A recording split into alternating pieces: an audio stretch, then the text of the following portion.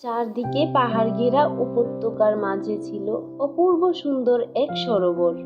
স্বর্গও লজ্জা পায় এমন সুন্দর পরিবেশ সেখানে।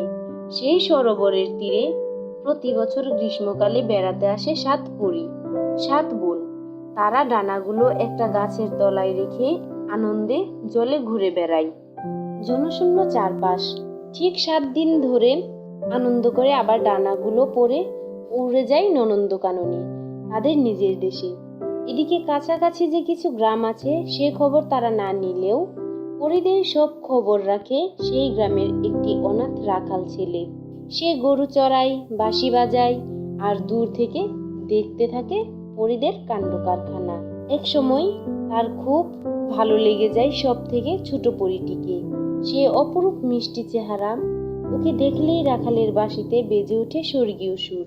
দূর থেকে পরীরা তো শুনে আর অবাক হয়ে ভাবে, এত সুন্দর সুর কে বাজায়? এই সুর তো ননন্দকাননের পাখিদেরও অজানা। তারা মুগ্ধ হয়ে শুনে, কিন্তু রাখাল থাকে আড়ালে, তাকে কেউ দেখতে পায় না। একবার হলো কি, রাখালের মাথায় একটা দুষ্টু বুদ্ধি জাগলো। পরীরা যখন স্নানে ব্যস্ত, সে চুপি চুপি এসে দাঁড়ালো সেই গাছটিতে যেখানে খুলে রাখা আছে পরীদের ডানাগুলো। বেছে বেছে সবচেয়ে ছোট ডানা জোড়া নিয়ে সে লুকিয়ে রেখে দিল একটা বড় গাছের ফোকরে। তারপর ধীরে ধীরে সরে পড়ল সেখান থেকে। এখন 7 দিন পরে পরীদের যাবার সময় দেখা দিল তাদের ছোট বোনের ডানা জোড়া নেই সেখানে। অনেক খোঁজাখুঁজি করেও তারা সেটা পেল না। এদিকে বাবার করা হুকুম, সপ্তাহের বেশি স্বর্গের ছেড়ে থাকা চলবে না। কি করে সব থেকে বড় পরী সে তার ছোট বোনকে বুঝিয়ে বলল, তুই বরং এখানে থেকে যা, ডানা জোড়া পেলে চলে আসিস কেমন?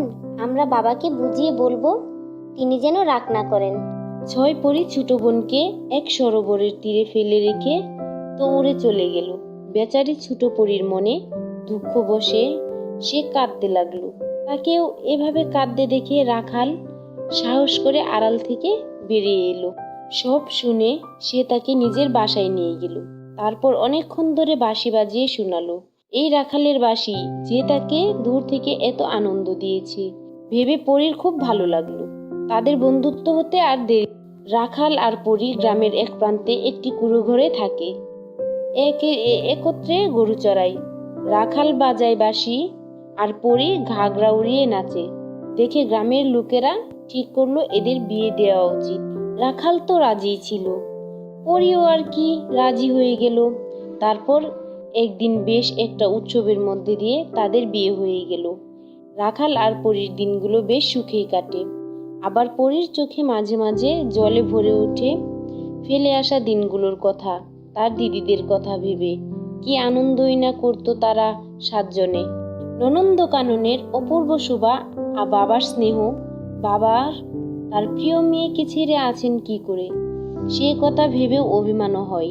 এরকম সময়ে রাখাল তাকে বাঁশির মিষ্টি সুর বাজিয়ে শোনায়, পৃথিবীর মানুষদের সব গল্প বলে। শেষে এক সময় তারা সব ভুলে ঘুমিয়ে পড়ে। ঠিক 1 বছর হবার পরে পরীর কোলে আলো করে একটা ছেলে এলো। তাকে পাবার পরে পরী যেন যেটুকু কষ্ট দুঃখে ছিল তাও ভুলে গেল। দেখতে দেখতে 1 বছর পার হয়ে গেল। পরী তো ভুলেই গেছিল, কিন্তু রাখালের মনে আছে তার দিদিদের আসার সময় হয়ে এলো। রাখালের ঠিক চোখে পড়ল পরীর দিদির এক এক করে সরোবরে তীরে নামলো, কিন্তু তারা জানে না। তারা জলে না নেমে এদিক ওদিক খুঁজতে লাগলো। রাখাল তখন তাদের সামনে গিয়ে নিজের পরিচয় দিল।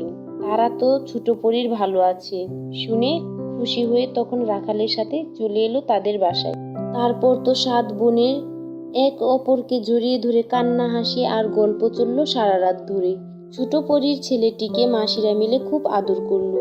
ঠিক 7 দিন পরে যখন তাদের যাবার সময় হলো, রাখাল এক ফাঁকে ছুটে গিয়ে ছোট পরীর ডানা জোড়া নিয়ে এসে তার হাতে দিয়ে সব কাহিনী খুলে বলল। পরী স্তম্ভিত হয়ে শুনল। শেষে রেগে মেগে ডানা জোড়া পরে বলল, তুমি যা করেছো তার জন্য ক্ষমা নেই। তুমি থাকো এখানে তোমার ছেলেকে নিয়ে একা। আমি চললাম দিদির সাথে। তারপর সে সত্যি সরোবরের তীরে এসে দিদিদের সাথে দেখা করে ওদের সঙ্গে চলে গেল। সো গাইস, এরকম নিত্য নতুন আরো গল্প শুনতে চাইলে আমাদের শান্ত অ্যানিমেশন চ্যানেলটি সাবস্ক্রাইব করে বেল আইকন অন করে দিন এবং লাইক কমেন্ট করুন।